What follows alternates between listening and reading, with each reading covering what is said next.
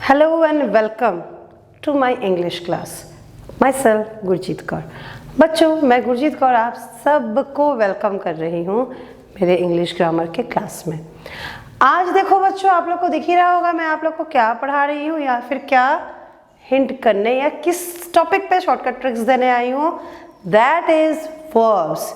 तो जैसा कि आप लोग बच्चों मेरे वीडियोस में हमेशा देखते हो, मैं हमेशा आप सबको कुछ शॉर्टकट्स बताती हूँ लर्न करने के. तो ये जो आज का टॉपिक है वर्ब, इसको भी हम पढ़ेंगे समझेंगे बट विथ शॉर्टकट ट्रिक्स. तो सबसे पहले, जैसा मैं हमेशा बोलती हूँ, किसी भी टॉपिक को समझने के लिए उसका हमें डेफिनेशन याद रखना होता है. नहीं भी याद रखेंगे कोई ज़रूरत नहीं, हम सिर्फ समझ लेंगे. तो वर्ब के लिए एक शॉर्टेस्ट डेफिनेशन बच्चों जो मैंने बनाया है, that is verbs are the action words. एकदम सबसे शॉर्टेस्ट एक्शन वर्ड्स. तो आपको बस इतना ही याद रखना है, एक्शन वर्ड्स. किसी सेंटेंस में जिस वर्ड से आपको एक्शन का पता चल रहा होगा, that word is action, word is verb.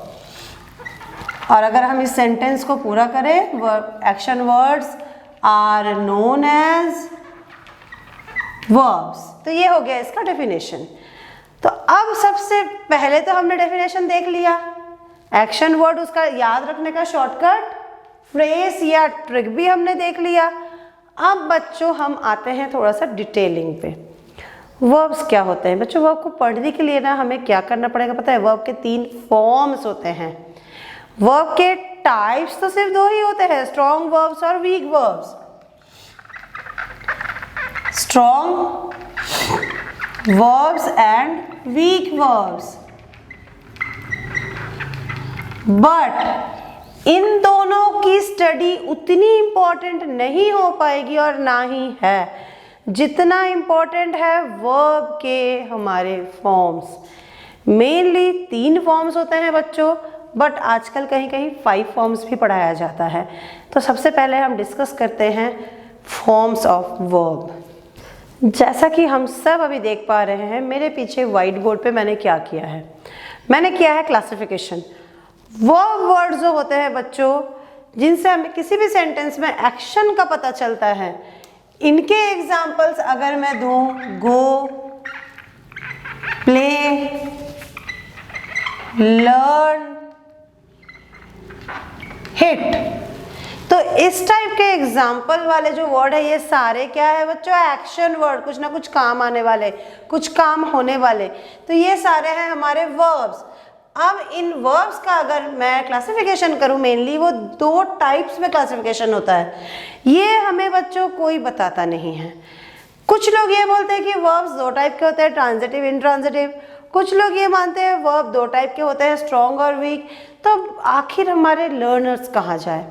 तो मैं आपको ये बता रही हूँ बच्चों कि क्लासिफिकेशन का तरीका ही 2 है. फर्स्ट है ट्रांजिटिव, इंट्रांजिटिव, जिसे मैंने classification type of A mention किया है. सेकेंड क्लासिफिकेशन टाइप बी, इसमें हम स्ट्रॉन्ग और वीक वर्ब्स को पढ़ेंगे. ट्रांजिटिव और इंट्रांजिटिव हम बचपन से पढ़ रहे हैं, इवनली स्ट्रॉन्ग और वीक वर्ब भी हम पढ़ रहे हैं, बट अब हम इन चारों को पढ़ेंगे एक साथ, जिससे हमें वर्ब को समझने में बहुत ईजी होगी. सबसे पहले हम एग्जाम्पल देखते हैं. Transitive, needs an object. Intransitive, doesn't need.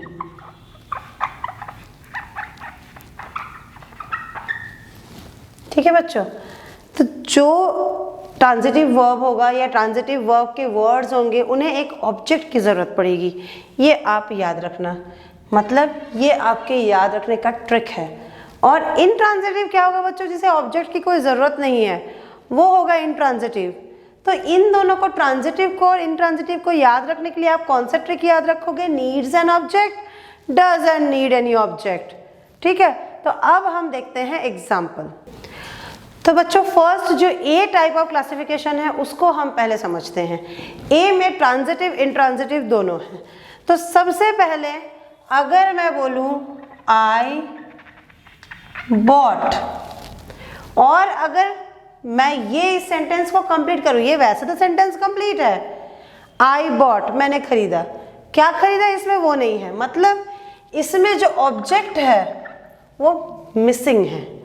अगर यहाँ पे मैं लिख दूँ नीड्स ऑब्जेक्ट तो ये बन जाएगा transitive words, means transitive verbs. मुझे यहाँ ऑब्जेक्ट लिखने की जरूरत पड़ेगी, I bought few apples, he played with football. तो ये दोनों केस में ही प्लेड यहाँ तक अगर हम लिख के फुल स्टॉप लगा दे, आई बॉट लिख के अगर मैं फुल स्टॉप लगा दूँ, और ये जो पार्ट है इसको अगर मैं रब कर दूँ ऑब्जेक्ट वाले पार्ट को, तो भी एक सेंटेंस बनता है। बट फिर वो जो डजंट नीड वाला पार्ट है ना बच्चों, वो बन जाता है डजंट नीड एनी ऑब्जेक्ट। और डजंट नीड एनी ऑब्जेक्ट, ये हिंट आपको किसके लिए याद रखना है बच्चों, इंट्रांजिटिव के लिए। मीन्स इंट्रांजिटिव वर्ब्स कौन होते हैं, जिसे ऑब्जेक्ट की जरूरत नहीं है। अगर मैं इतना ही एग्जाम्पल लिखूं, आई बॉट आई प्लेड, तो ये किसका एग्जाम्पल हो गया, इंट्रांजिटिव का। अगर मैं ये पूरे सेंटेंस को लिखूं, आई बॉट फ्यू एप्पल्स, जहां अगर मैंने ये फुल स्टॉप रिमूव कर दिया, आई ही प्लेड विथ फुटबॉल, ये सेंटेंस मैंने ऑब्जेक्ट के साथ लिखा, means with object. With object intransitive verbs, without object transitive verbs. तो आई होप आप लोग इसको बहुत अच्छे से समझ गए हो। सिर्फ आपको इतना याद रखना है ऑब्जेक्ट है कि नहीं है। कोई काम हो रहा है तो किस चीज के थ्रू हो रहा है। अगर मैंने कुछ खरीदा तो क्या खरीदा, आपको हमेशा क्या क्वेश्चन करना है अपने आप से। अगर किसी ने खेला, ही प्लेड, तो किस चीज से खेला, क्या खेला उसने, फुटबॉल खेला। तो अगर ये आंसर्स आपको क्या वाले मिल रहे हैं तो वो ट्रांजिटिव वर्ब वाला सेंटेंस है। और अगर नहीं पता चल रहा है, अगर सिंपल इतना लिखा हुआ है बेबी स्माइल्ड, तो ये कौन सा एग्जाम्पल है बच्चों, ये एग्जाम्पल है कौन सा सेंटेंस का, इंट्रांजिटिव, बिकॉज इसमें कोई भी ऑब्जेक्ट नहीं है। अब ट्रांजिटिव आई होप आप लोग बहुत अच्छे से समझ गए हो। अब हम आते हैं स्ट्रॉन्ग और वीक वर्ब्स के लिए, बट उससे पहले हमें पढ़ना पड़ेगा बच्चों फॉर्म्स ऑफ वर्ब। अब मैं आपको बता रही हूँ फॉर्म्स ऑफ वर्ब्स।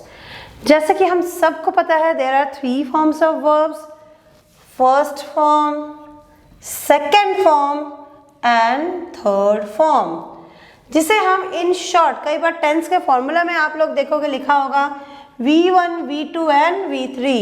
तो V1 is used for normally present tense, past tense is V2 and present participle or past participle is the V3 or we can say the third form of verb।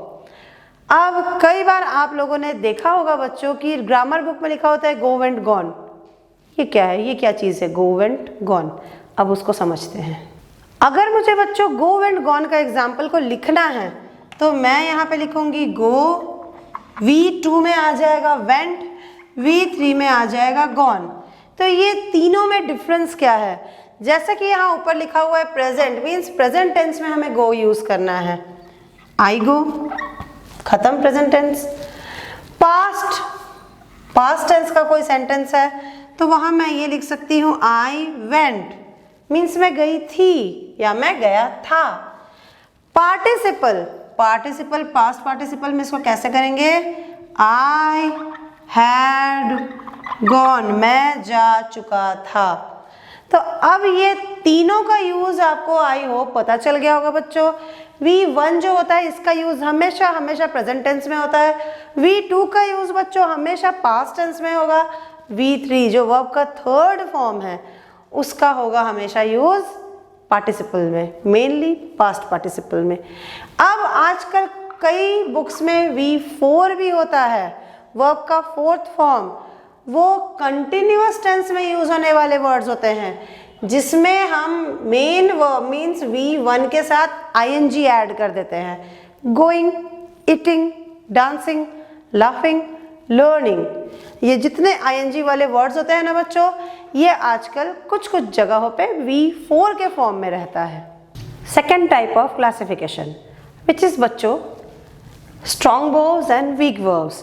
तो strong verbs और weak verbs क्या होते हैं? Strong verbs बच्चों वो होते हैं जो कि चेंज हो जाते हैं दूसरे फॉर्म में जाके।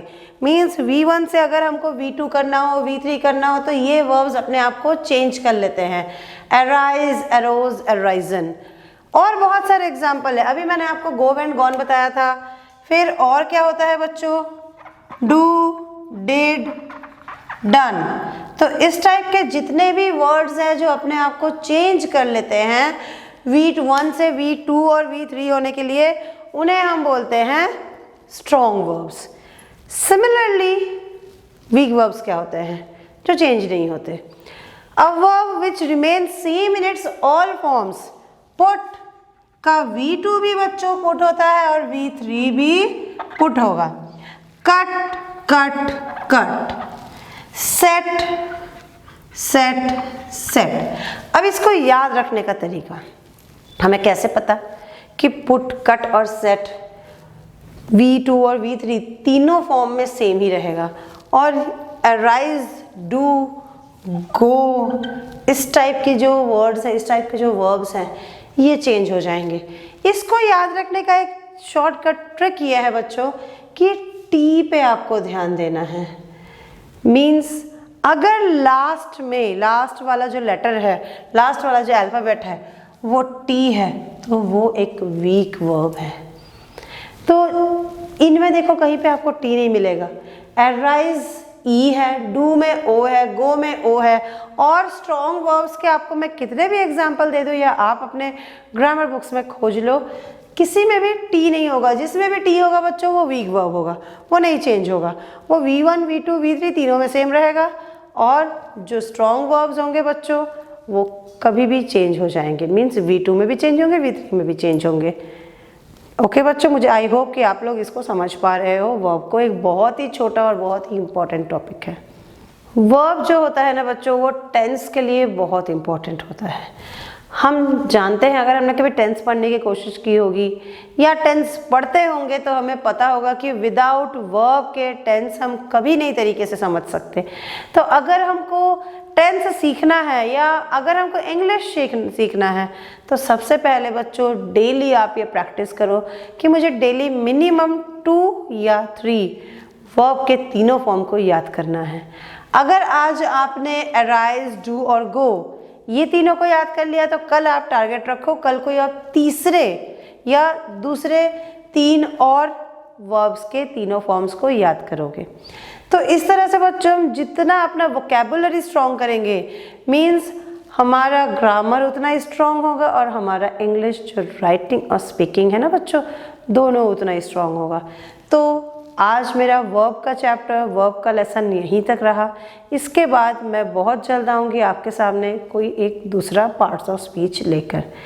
तो आप लोगों को अगर मेरे वीडियोस अच्छे लग रहे हैं तो काइंडली उनको बच्चों लाइक करो, अपने सारे फ्रेंड्स के साथ शेयर करना मत भूलना, और चैनल को सब्सक्राइब करना तो बिल्कुल मत भूलना, जिससे कि हम आपके लिए और शॉर्टकट ट्रिक्स वाला, याद रखने के लिए हिंट्स बताने वाले वीडियोस बना के ला सके, और जिससे आपका ग्रामर लेसन हो जाए बहुत ही ईजी।